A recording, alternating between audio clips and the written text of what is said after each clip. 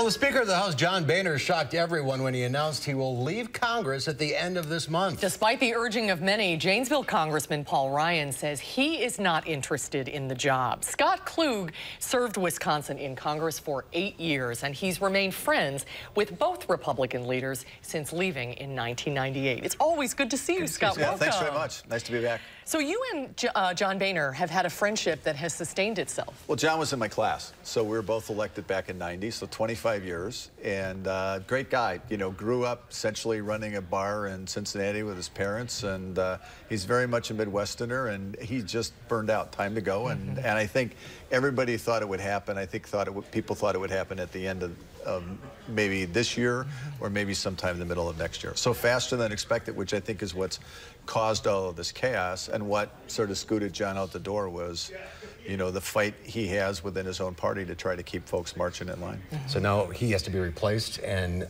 Congressman Paul Ryan's name comes up, another friend of yours. Yeah, and I think it's a tough decision, I think, for Paul. I don't think he really wants to do it. You know, it's where he is now is a policy position in Ways and Means, and he's really a policy guy. And look, it's politics, so there's politics and policy. But the Speaker is really a pure political job, and you got to try to figure out how to negotiate with the Democrats and the White House, and now the split on the Republican caucus, and it sort of eats you and chews you up and spits you out. And so I think for Paul, who really is committed to spending more time with his kids, he's got 3 relatively young ones still, and I think for somebody who, you know, maybe at some point decide to run for president again, the Speaker of the House, even though people wouldn't think this at home, is really in some ways sort of a dead-end job. So unless you want to cap your career with it, I'm not sure why you want to do it. I think Paul's getting a lot of pushes from folks because he's the only potential consensus leader, but I think in his heart, he really doesn't want to do it. Could he potentially take a compromise position and say, I might consider it for X amount of time? I think that would be the smart thing to do if he can pull it off, which is to say, I'll do this through next election, and then I'm going back to Ways and Means, and you guys can figure out, when we've got more breathing room, who the next speaker would be. Kevin McCarthy was, I think, everybody's first choice. Kevin's a sort of centrist Republican from Central California, and I think would have done a very good job. In some ways, more of a political guy than even Boehner was. But he, you know, stepped in it, obviously, with the Benghazi stuff and then all these sort of personal rumors swirling around. So it's caused a lot of problems, and there's no clear leader other than Paul. And Paul's a guy who doesn't want the job, and I think he feels obligated he may have to take it. If you sat down with him privately with a cup of coffee, what would you tell him?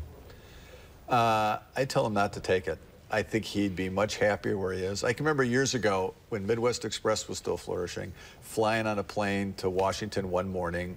I just left Congress, and there were a whole series of other members, and Paul was just, they had baby number 2. So as I go on the flight later on, Jan is asleep with the baby against the window. The oldest one is sitting next to Paul with the airplane tray down, sort of coloring furiously. And here's Paul with a stack of Heritage Foundation, Cato Institute, you know, Council on Economic Advisory reports, reading them and highlighting them. And he really loves that stuff. And again, he's in politics. You all are there.